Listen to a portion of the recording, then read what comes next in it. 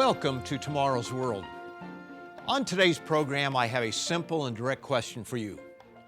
Are you happy? I hope you are, but if not, why not? For many, happiness is elusive. Everyone wants to be happy, but millions are unable to find that state within them that we describe as happy. Why? Why are so many in our modern world unhappy? Do you realize, my friends, that there are causes for happiness? And there are definable reasons why people are unhappy. Knowing the causes of happiness and of unhappiness are all important. Most people have no understanding of these causes and attribute happiness to all the wrong causes. Many men think having an apartment, a car, and a wife will make them happy. Some women think a new dress or a new pair of shoes equals happiness. Happiness for a teenager may be a day at Disneyland or a new boyfriend or girlfriend.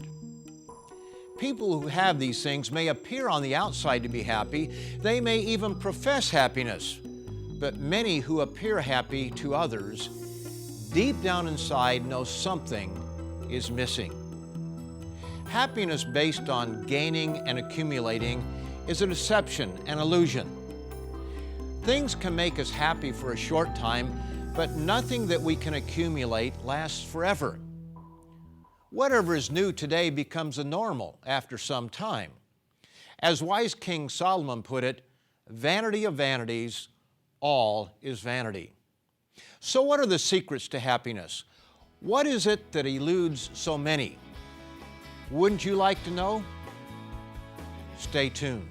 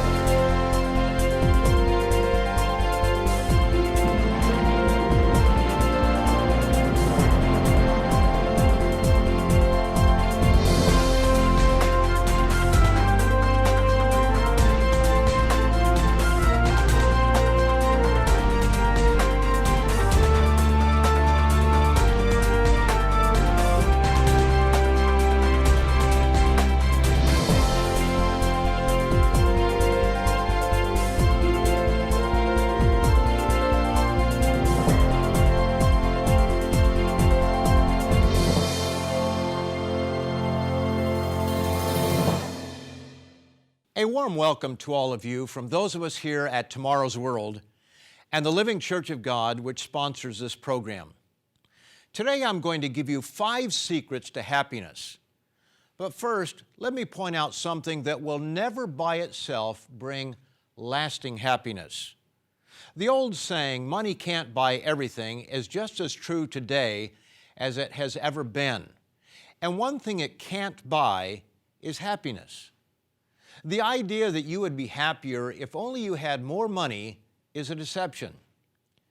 King Solomon recorded in chapter 5, verse 10 of the book of Ecclesiastes, "He who loves silver will not be satisfied with silver, nor he who loves abundance with increase.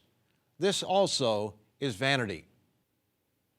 Most of us give lip service to the statement that money can't buy happiness. But we live our lives as though we believe the opposite, that we would be happier if only we had a little bit more money. But the evidence is overwhelming. Study after study shows that if someone has enough money for the essentials of life, for food, clothing, and shelter, increased wealth does not translate into increased happiness. I often quote from a study reported by Steve Connor in The Independent of London. Indeed, although real incomes have surged dramatically in recent decades, happiness levels have remained largely flat within developed countries across time. One of the most intriguing explanations for this counterintuitive finding is that people often pour their increased wealth into pursuits that provide little in the way of lasting happiness, such as purchasing costly consumer goods. Since Chinese reforms, there has been a huge increase in wealth, both in the amount people have and in the number of people who have prospered. But the overall level of happiness has increased little. In fact, for many, depression has been the result. According to Maclean's magazine, it's been more than 30 years since Chinese leader Deng Xiaoping opened the country and the Communist Party embraced the mantra, "To get rich is glorious." In the decades since, hundreds of millions have been lifted out of poverty. The Chinese today are 4 times richer than they were 20 years ago. And people have opportunities and creature comforts unheard of a generation ago. But despite China's economic miracle, recent studies suggest Chinese aren't any happier than they were in the early 1990s. Money doesn't solve the fundamental problems that take away from our happiness. This is not to say that having money is of itself bad, or that it is by nature evil. We all need a certain amount of it to maintain a reasonable level of existence. But that's where the problem comes in. How much is enough, and what is a reasonable level of existence? This same Maclean's article explains, Chinese people's life satisfaction actually declined between 1990 and the mid-2000s, a period when gross domestic product and average consumption increased 4-fold. On the surface, this makes no sense, but an understanding of human nature brings the problem into focus. Researchers at the University of Southern California speculate on the reason for this dissatisfaction. The report's authors argue that the main reason for China's stagnant life satisfaction is resentment of the haves by the have-nots. The boom times have disproportionately benefited the rich, and while average Chinese have grown wealthier in absolute terms, they feel relatively disadvantaged, especially since wealth is often flaunted in China through material possessions, from Ferraris to Gucci handbags to rare pets. One reason the Bible is set apart from all other works is that it deals with the truly important questions of life. It strips away the shallow and temporary and gives knowledge of the very purpose for our existence. It advises us on how to avoid getting caught up in the very things that rob us of happiness.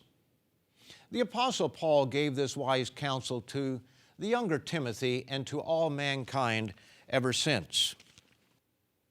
Now, godliness with contentment is great gain. For we brought nothing into this world, and is certain we can carry nothing out. And having food and clothing, with these we shall be content. But those who desire to be rich fall into temptation and a snare, and into many foolish and harmful lusts, which drown men in destruction and perdition. For the love of money is a root of all kinds of evil, for which some have strayed from the faith in their greediness, and pierced themselves through with many sorrows.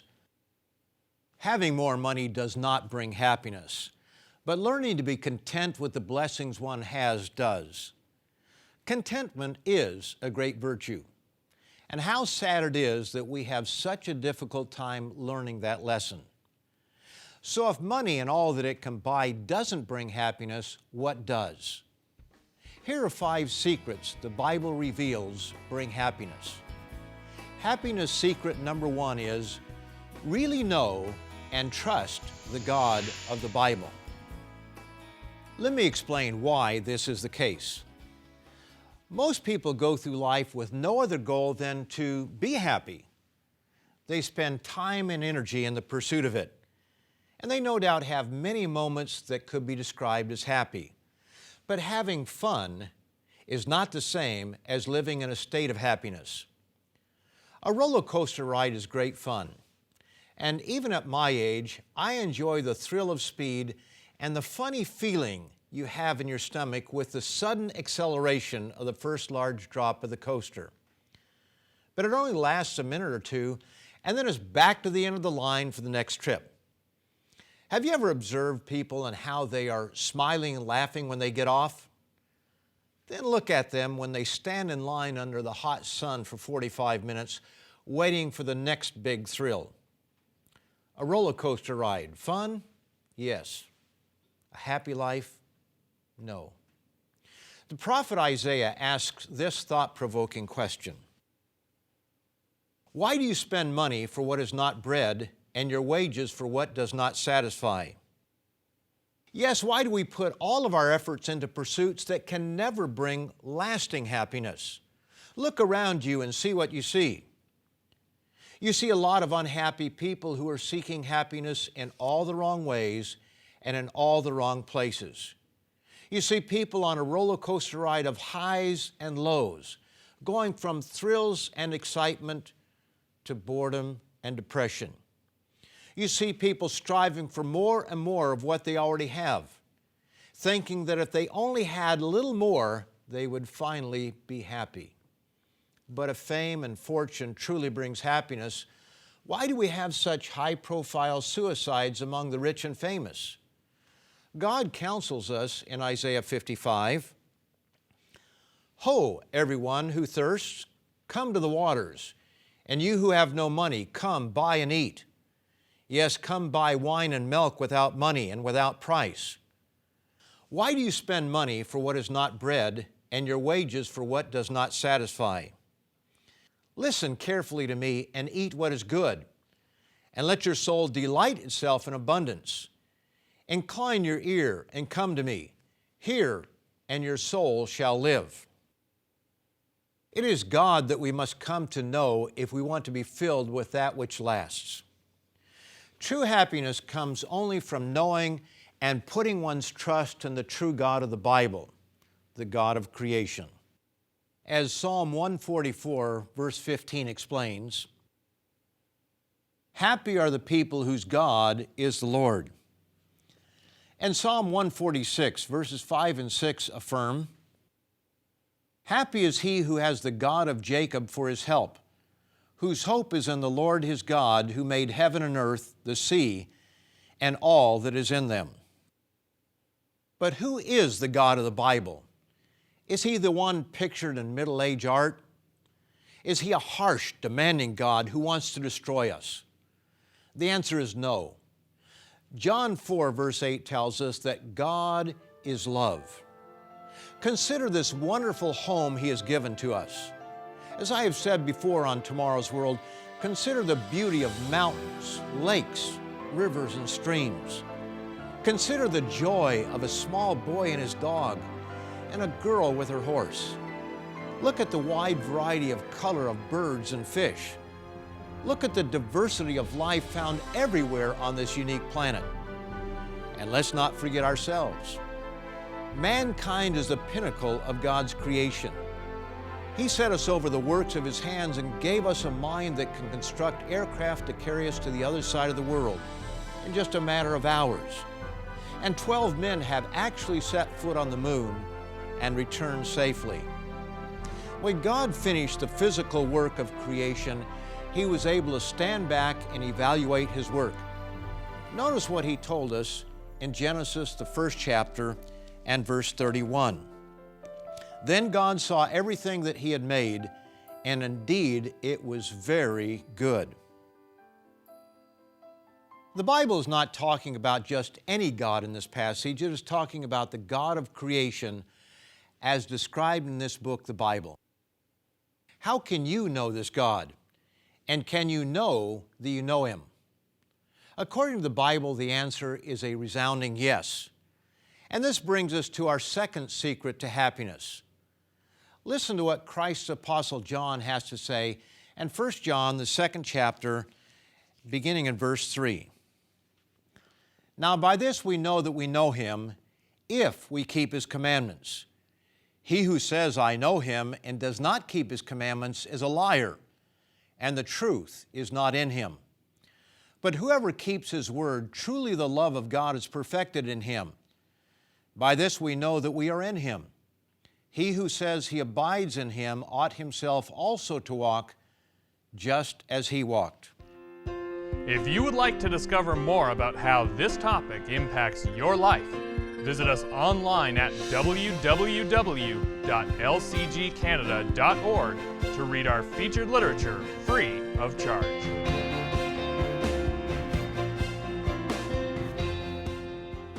As we have seen, happiness secret number one is really know and trust the God of the Bible. Happiness secret number two means that we must take this one step further. We must obey God and keep His commandments. In today's postmodern world, we have a generation that believes that all ideas are equal. But such foolishness doesn't hold water in the real world or in the Bible. Contrary to postmodern philosophy, the opinion of a teenager who drops out of school is not equal to that of a university graduate in aeronautical engineering.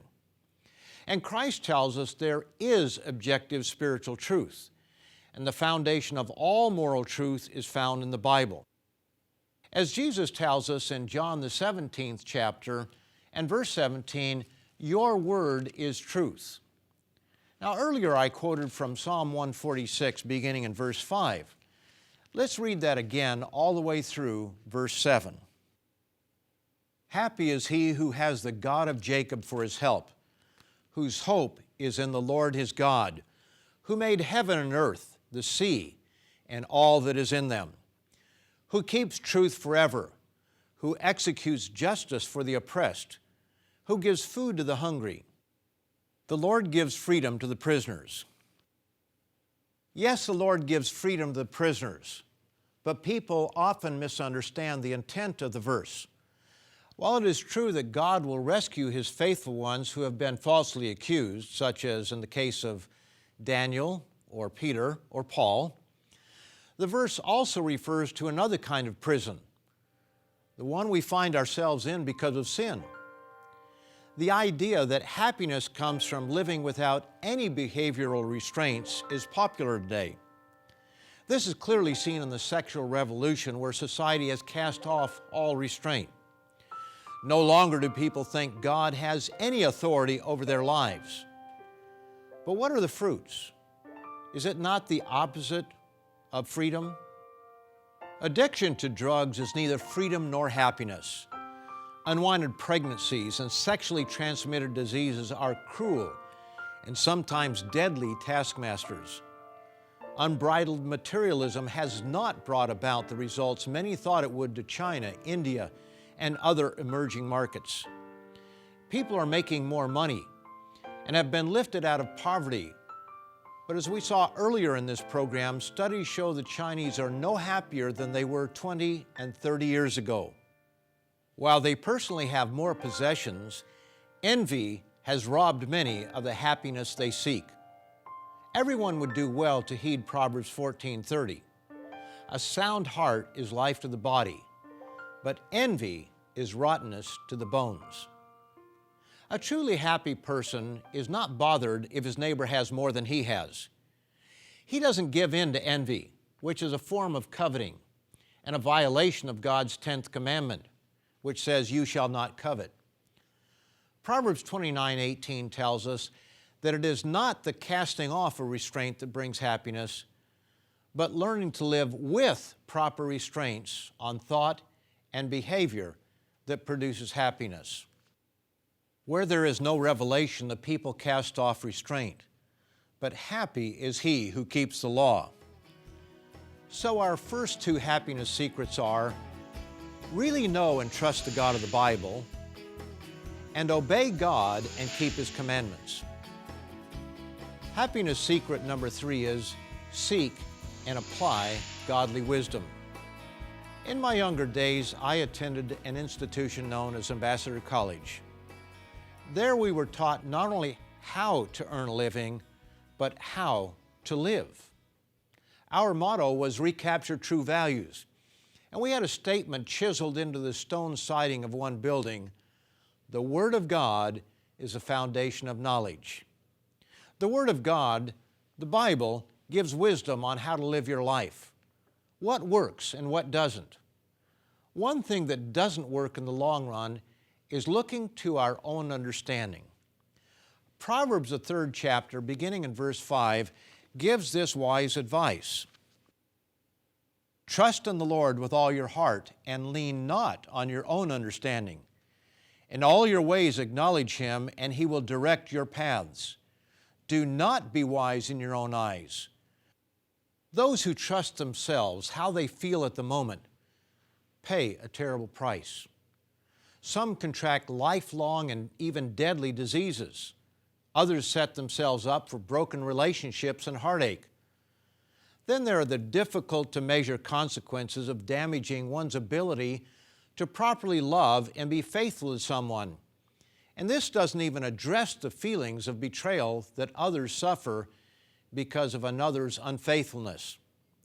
But despite the heavy toll, somehow, as human beings, we think that we are the exception. Proverbs 3 tells us that godly wisdom is a source of happiness. Happy is the man who finds wisdom and the man who gains understanding. She, meaning wisdom, is a tree of life to those who take hold of her, and happy are all who retain her. So happiness secret number 3 is seek and apply godly wisdom. Happiness secret number 4 is practice God's way of outgoing concern for others. We are constantly told to take care of number 1, meaning think first about yourself. In the last half-century, the Western world has been bombarded with the self-esteem mantra. We are told that little Johnny would be better off if only he had more self-esteem. But so far, all we've accomplished with this philosophy is to raise a generation of selfish and ungrateful children who grow up to be adults who act as children. The Bible, in so many ways, is counterintuitive. It teaches the opposite of what comes naturally. As it tells us in Proverbs 14:12, there's a way that seems right to a man, but its end is the way of death. This remarkable book tells us to stop promoting the self and consider others. As it says in Philippians, the 2nd chapter, and verses 3 and 4, let nothing be done through selfish ambition or conceit, but in lowliness of mind let each esteem others better than himself. Let each of you look out not only for his own interests, but also for the interests of others. I've worked as a counselor for more than 40 years, and I've made this observation. The more a person is concerned about himself, the less happy he is. Self-absorbed people are unhappy people, but happiness comes to those who consider the needs of others. When the Apostle Paul was giving final instructions before his departure from the leaders of the church at Ephesus, he reminded them of the following found in Acts, the 20th chapter. I have shown you in every way by laboring like this that you must support the weak. And remember the words of the Lord Jesus, that he said, it is more blessed to give than to receive. Learning to think of others is central to the Bible. That's the message Jesus Christ gave to those he is calling today. He instructed his disciples in Matthew, the 20th chapter, you know that the rulers of the Gentiles lord it over them, and those who are great exercise authority over them. Yet it shall not be so among you. But whoever desires to become great among you, let him be your servant. And whoever desires to be first among you, let him be your slave. Just as the Son of Man did not come to be served, but to serve, and to give his life a ransom for many. So far, we have looked at these happiness secrets. Really know and trust the God of the Bible. Obey God and keep his commandments. Seek and apply godly wisdom. Practice God's way of outgoing concern for others. Now let us consider this all-important happiness secret number 5. Know God's plan for you. Think about this, my friends. Can you truly be happy if you don't know why you are here? For the man who only lives for today, there's a dark cloud on his horizon. All of our successes, all of our wealth, and all of our fame, no matter how great or small, will someday come to an end. We are reminded in Psalm 103, verses 15 and 16, how temporary we are. As for man, his days are like grass, As a flower of the field, so he flourishes. For the wind passes over it, and it is gone, and its place remembers it no more. We all have a date with death. When we are young, it seems far off in the future. But with each passing year, we gradually realize the truth. Death is certain. It will happen to us, and it is coming sooner than we once imagined. Whatever excitement we may enjoy today is only temporary. Few people get off the merry-go-round of life long enough to discover why they are here, what the purpose for life is. Now, if you, my friends, would like to discover God's great and awesome purpose that He is working out for you, please go to our website, which will be shown momentarily, where you can read or download our booklet, Your Ultimate Destiny. This important booklet takes you through the Bible and shows you what God's plan is for mankind in general and for you as an individual. Thank you for joining us today on Tomorrow's World. We look forward to having you with us again next week at this same time and station. Until then, goodbye, friends. If you would like to discover more about how this topic impacts your life, visit us online at www.lcgcanada.org to read our featured literature free of charge.